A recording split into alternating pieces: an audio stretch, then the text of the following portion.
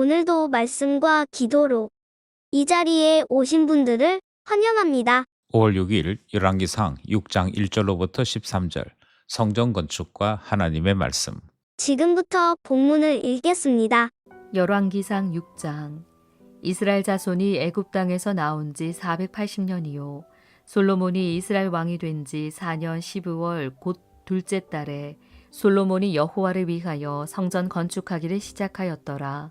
솔로몬 왕이 여호와를 위하여 건축한 성전은 길이가 60규빗이요 너비가 20규빗이요 높이가 30규빗이며 성전의 성소 앞 주랑의 길이는 성전의 너비와 같이 20규빗이요 그 너비는 성전 앞에서부터 10규빗이며 성전을 위하여 창틀 있는 붙박이 창문을 내고 또 성전의 벽 곧 성소와 지성소의 벽에 연접하여 돌아가며 다락들을 건축하되 다락마다 돌아가며 골방들을 만들었으니 하층 다락의 너비는 5규빗이요 중층 다락의 너비는 6규빗이요 셋째 층 다락의 너비는 7규빗이라.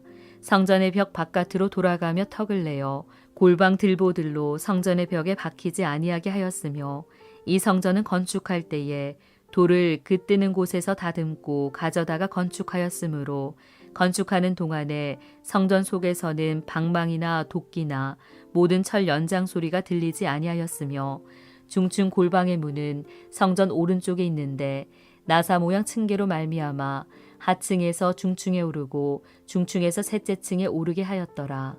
성전의 건축을 마치니라. 그 성전은 백향목 석가래와 널판으로 덮었고 또 온 성전으로 돌아가며 높이가 5규빗 되는 다락방을 건축하되 백향목 들보로 성전에 연접하게 하였더라. 여호와의 말씀이 솔로몬에게 임하여 이르시되 내가 지금 이 성전을 건축하니 내가 만일 내 법도를 따르며 내 율례를 행하며 내 모든 계명을 지켜 그대로 행하면 내가 내 아버지 다윗에게 한 말을 내게 확실히 이룰 것이요 내가 또한 이스라엘 자손 가운데 거하며 내 백성 이스라엘을 버리지 아니하리라 하셨더라. 본문 해석입니다. 열왕기상 6장은 솔로몬의 성전 건축에 대한 말씀입니다. 오늘 본문은 성전 건축 규모나 건축 방법 등에 대한 설명이 포함되어 있지요.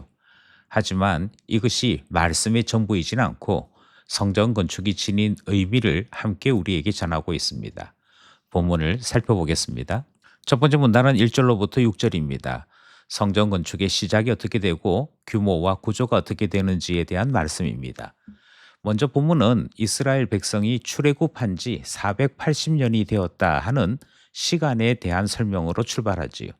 그리고 솔로몬 통치 4년에 시작된 이 일이 7년에 걸쳐 완성되었다 하는 것도 설명하고 있습니다.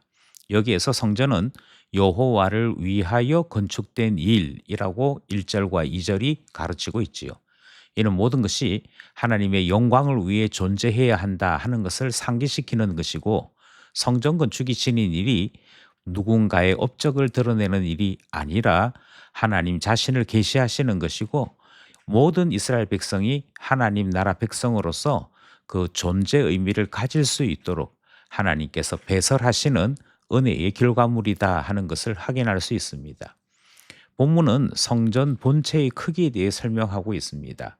길이가 60규빗, 너비가 20규빗, 높이가 30규빗 이렇게 설명이 되어 있는 성전의 크기는 그렇게 크지 않은 것을 알 수 있습니다. 따라서 성전은 크기로서 말하고 있는 것이 아님을 우리는 알 수 있습니다. 첫 번째 문단에서 우리가 주목해야 하는 것은 출애굽 480년이라고 하는 시간에 대한 설명입니다. 출애굽이 기준이 된다 하는 것이고 이는 하나님께서 오래 참으셨다는 것을 우리에게 말씀하고 있습니다. 그 출애굽이 이제서야 완성되었다 하는 의미를 우리에게 드러내고 있는 것이지요. 또 7년 동안 건축되었다 하는 것은 창조의 7일을 우리에게 보여주는 상징적 의미가 됩니다. 그러니까 성전 건축 자체가 많은 상징을 담고 있다 하는 것을 우리는 첫 번째 문단에서 확인할 수 있는 것이지요. 성전의 구조에 대한 설명도 마찬가지입니다. 3층 구조로 되어 있고 다락방이 있었다 하는 구조를 설명하고 있습니다. 성전이 지닌 최고의 상징은 하나님께서 계시는 집, 그러니까 하나님의 임재를 상징하고 있습니다. 따라서 하나님께서 이스라엘과 함께 하시겠다 하는 모든 약속이 성전 건축을 통해 드디어 눈에 보이도록 나타나게 되었다. 그 사실을 첫 번째 문단이 전하고 있는 것입니다. 둘째 문단은 7절로부터 10절입니다. 성전 건축의 방법에 대해 설명하는 말씀이지요. 건축 과정에서 돌에 대한 그 과정이 어떻게 되는지를 설명하고 있습니다. 채석장에서 미리 다듬고 그리고 성전 부지에 와서는 철 연장 소리가 들리지 않도록 매우 정숙한 가운데 성전이 완성되었다 하는 사실을 소개하고 있습니다. 건축을 마친 후에 지붕은 백향 목석가래와 널판으로 덮었다 하는 내용까지 우리에게 가르치고 있지요.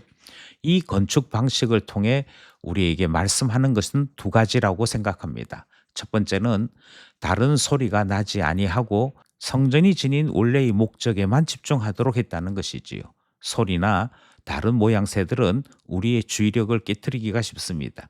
그런데 성전 건축 과정에서 그 어떤 소리도 용납지 않았다 하는 것은 성전이 가지고 있는 거룩함, 정숙함, 그리고 하나님께만 향하는 이 일에 집중하도록 만들었다 하는 것이지요.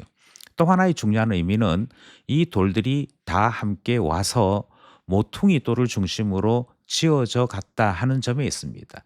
그리고 신약 성경은 성전의 모퉁이 돌 되시는 분이 예수 그리스도라고 우리에게 가르치고 있는 것이지요.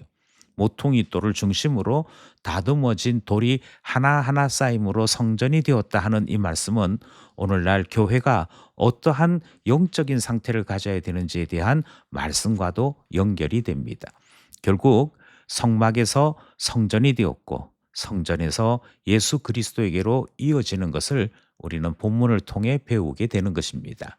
마지막 셋째 문단은 11절로부터 13절입니다. 성전이 건축되고 난 다음에 하나님께서 다시 언약의 말씀을 전하고 있습니다.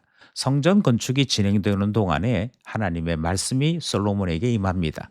하나님께서는 솔로몬이 하나님의 법도 율례 계명을 지켜 행한다면 그의 아버지 다윗에게 하신 약속을 이루시겠다라고 말씀하시지요.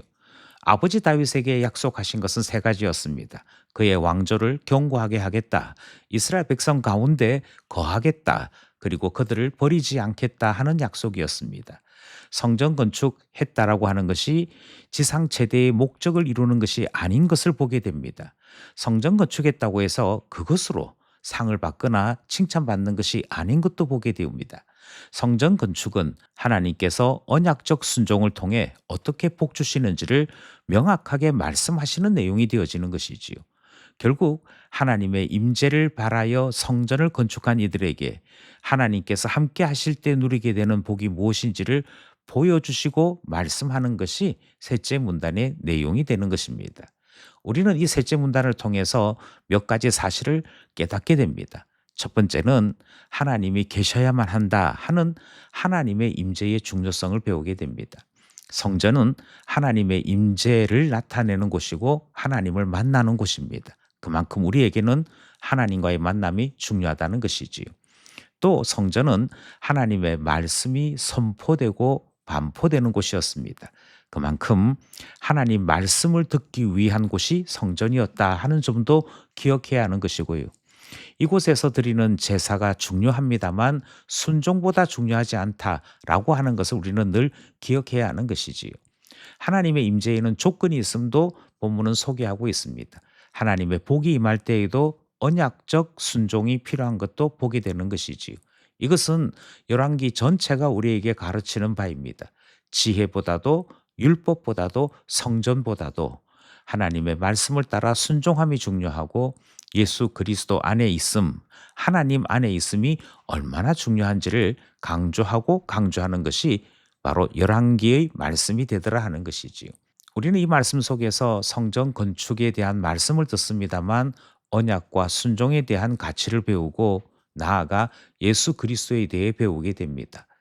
하나님을 만나기 위해 성전이 필요했다면 예수 그리스도야말로 하나님을 만나게 하시는 유일하신 분이요 가장 아름다운 중보자이시기 때문이지요. 오늘날 많은 사람들이 성전을 건축한 솔로몬을 흠모하면서 나도 교회당 건축해야지 또는 성전 건축해야지 하는 꿈을 꿀 때가 있습니다. 하지만 성전 건축의 목적은 건물을 완성하는 데 있지 않습니다. 하나님을 만나는 데 있지요. 나는 과연 예수 그리스도라는 성전 안에서 하나님을 만나고 있는가 하는 점을 생각해야 할 것입니다. 교회는 예수 그리스도의 몸입니다. 그러므로 동일하게 교회가 가진 최고의 사명은 교회를 이루는 한 사람 한 사람이 예수 그리스도 안에서 하나님을 만나는 일일 것입니다. 그것이 교회를 세우는 가장 근본적인 목적이요. 아름다운 교회로 인정받는 아주 중요한 이유가 되기 때문이지요. 언약이, 말씀이, 그리고 예수 그리스도 안에 있음이 오늘 본문에서 우리가 배우는 말씀이요 또 교훈이 되는 것입니다.